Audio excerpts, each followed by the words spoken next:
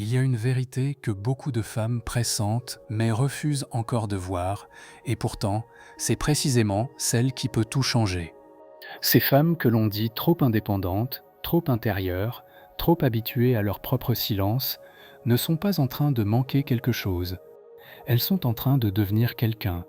Et c'est précisément ce qui fait fuir les hommes, qui ne savent pas aimer, et ce qui attire, comme une évidence silencieuse, ceux qui savent enfin reconnaître une présence véritable. Vous avez peut-être déjà ressenti cela sans pouvoir le nommer, cette impression étrange que plus vous deveniez vous-même, plus certains s'éloignaient, et plus d'autres, plus rares, plus profonds, semblaient enfin pouvoir vous voir. Carl Jung avait identifié ce phénomène il y a près d'un siècle, dans un langage que la psychologie moderne commence à peine à redécouvrir. Il l'avait nommé l'individuation, ce long processus par lequel un être devient ce qu'il est réellement, sans masque, sans fuite, sans dépendance affective déguisée en amour. Ce que je vais vous raconter dans les minutes qui viennent n'est ni une recette, ni une promesse, ni une consolation. C'est une lecture, lente et précise, de ce qui se joue en profondeur lorsqu'une femme a traversé la solitude sans s'y briser. C'est une vérité que vous portez déjà, peut-être sans avoir encore les mots pour la dire. Imaginez une femme qui rentre chez elle un soir d'hiver. La maison est silencieuse et ce silence ne lui pèse plus. Il y a quelques années, ce même silence l'aurait remplie d'une angoisse sourde, de cette inquiétude particulière que connaissent celles qui ont longtemps cherché à fuir leur propre compagnie. Mais ce soir, elle pose ses clés, elle enlève son manteau, et quelque chose en elle est calme. Ce n'est pas de la résignation, ce n'est pas non plus de la fierté, c'est simplement qu'elle ne se sent plus seule en sa propre présence. Cette femme-là, dans ce moment précis, vient de franchir un seuil que la plupart des êtres humains ne franchissent jamais. Elle a cessé d'être une étrangère pour elle-même. Et c'est cette transformation invisible, presque imperceptible de l'extérieur, qui change absolument tout dans la manière dont les autres la perçoivent et surtout dans la manière dont les hommes la rencontrent. Car il existe en chacun de nous une capacité de détection que la pensée rationnelle ne maîtrise pas. Nous sentons immédiatement, dès les premières secondes d'une rencontre, si la personne en face de nous est habitée ou vide, ancrée ou flottante, en paix ou en fuite. Jung parlait de l'ombre, cette part de nous-mêmes que nous refusons de regarder, que nous projetons sur les autres, que nous fuyons dans le bruit, dans les relations précipitées, dans la dépendance affective. La plupart des femmes, et la plupart des hommes d'ailleurs, passent leur vie à éviter cette rencontre avec leur propre ombre. Ils choisissent des partenaires, non pas pour ce qu'ils sont, mais pour ce qu'ils permettent d'éviter. Une femme qui n'a pas appris à être seule choisira souvent un homme qui la distrait d'elle-même. Elle confondra l'attachement avec l'amour, le besoin avec le désir, la peur du vide avec le sentiment d'être vivante. Et cela peut durer des années, parfois toute une vie. Mais il arrive un moment, pour certaines, où ce mécanisme se brise, souvent à la suite d'une rupture, d'un deuil, d'une trahison, ou simplement d'une fatigue profonde de se mentir à soi-même. Ce moment est rarement choisi, il s'impose. Il commence par une nuit blanche, par une question qui ne se laisse plus repousser, par un sentiment d'étrangeté face à sa propre vie. Et c'est dans cette fissure que commence le véritable travail. La solitude, lorsqu'elle est traversée consciemment, n'est pas un manque. Elle est une école silencieuse. C'est dans cette école que l'on apprend à distinguer ce qui vient de soi de ce qui vient des autres. C'est là que l'on découvre, avec une lenteur parfois douloureuse, quelles peurs nous habitent réellement, quels désirs sont véritablement les nôtres et lesquels ont été empruntés à la famille, à la culture, aux blessures anciennes. Une femme qui traverse cette école sans s'y noyer en ressort transformée. Pas plus dure, pas plus méfiante, plus dense, c'est le mot juste. Elle acquiert une densité psychique que l'on perçoit dans sa manière de marcher, de parler, de regarder. Elle n'a plus besoin de séduire pour exister. Elle n'a plus besoin de plaire pour se sentir digne. Elle est devenue, comme l'eau profonde d'un lac de montagne, quelque chose qui ne se laisse plus troubler par les vents de surface. Et cette qualité-là, croyez-moi, ne passe jamais inaperçue. Voici ce que la plupart ignorent.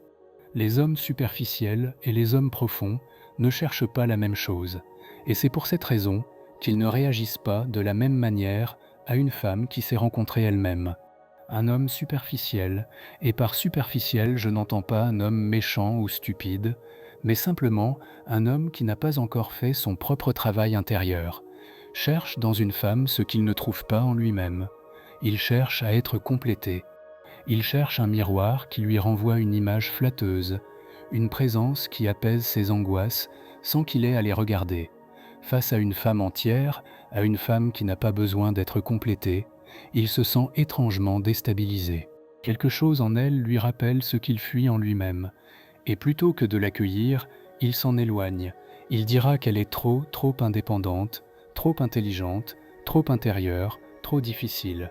En vérité, elle n'est pas trop.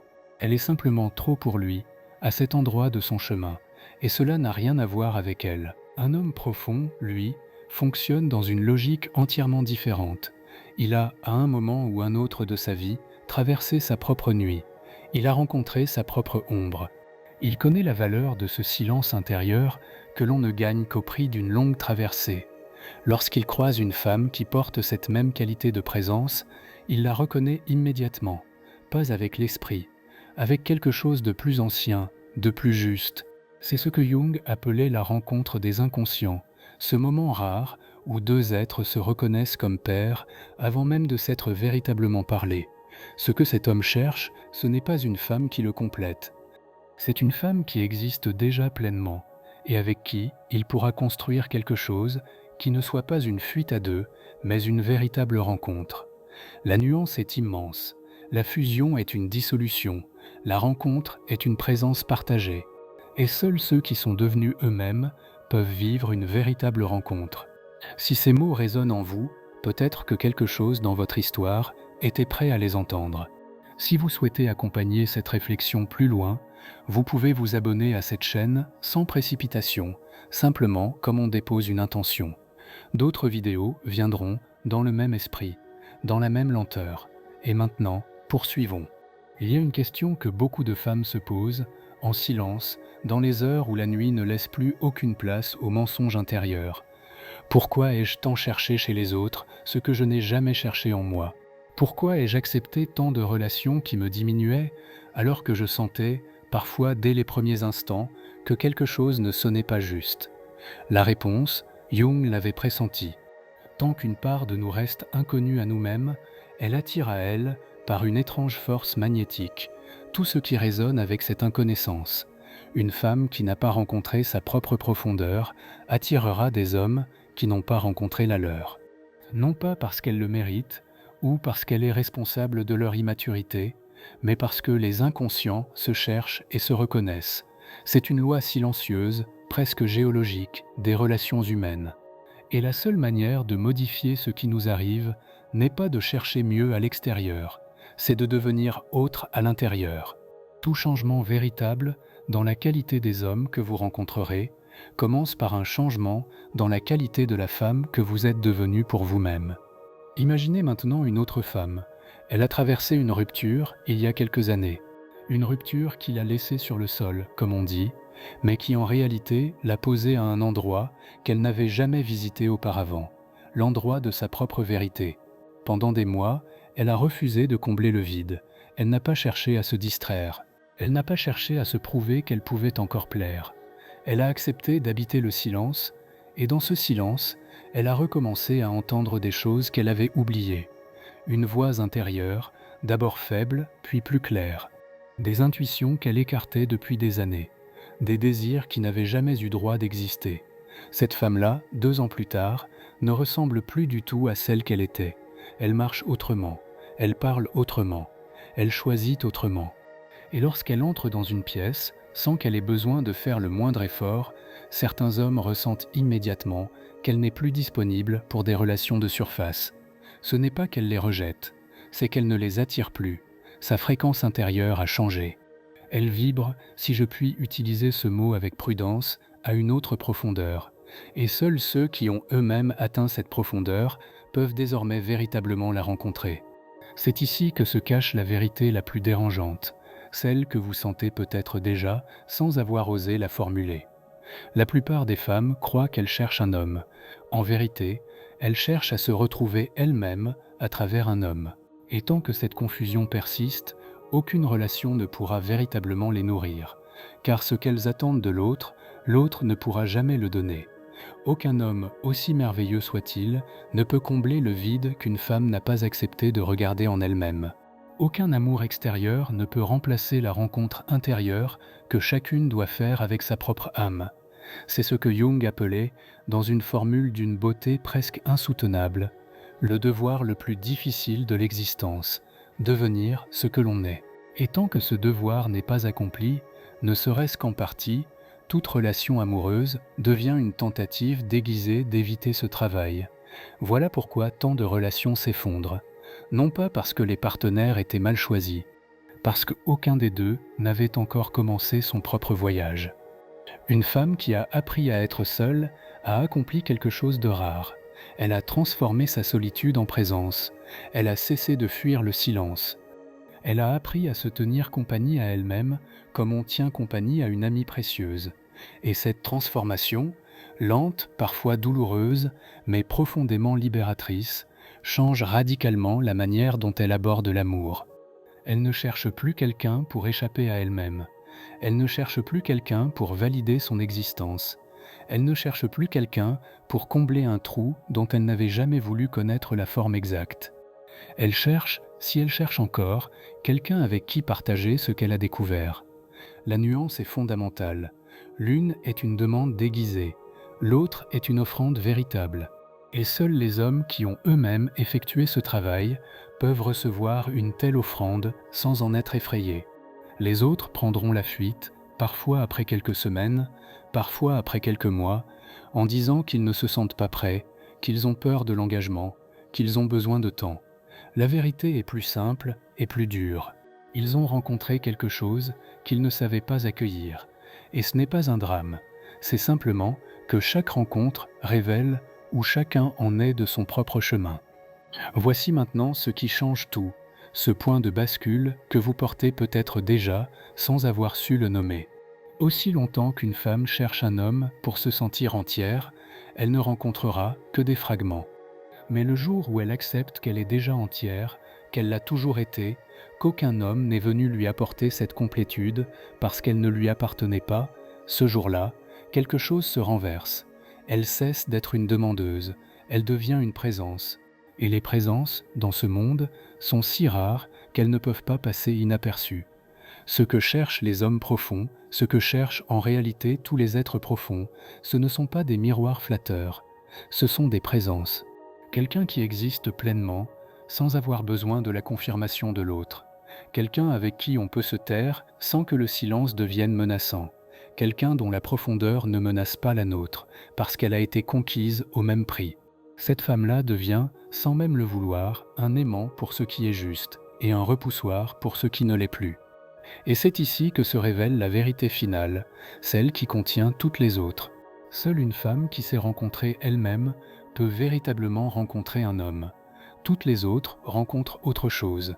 Elles rencontrent un pansement, une distraction, une preuve, un refuge.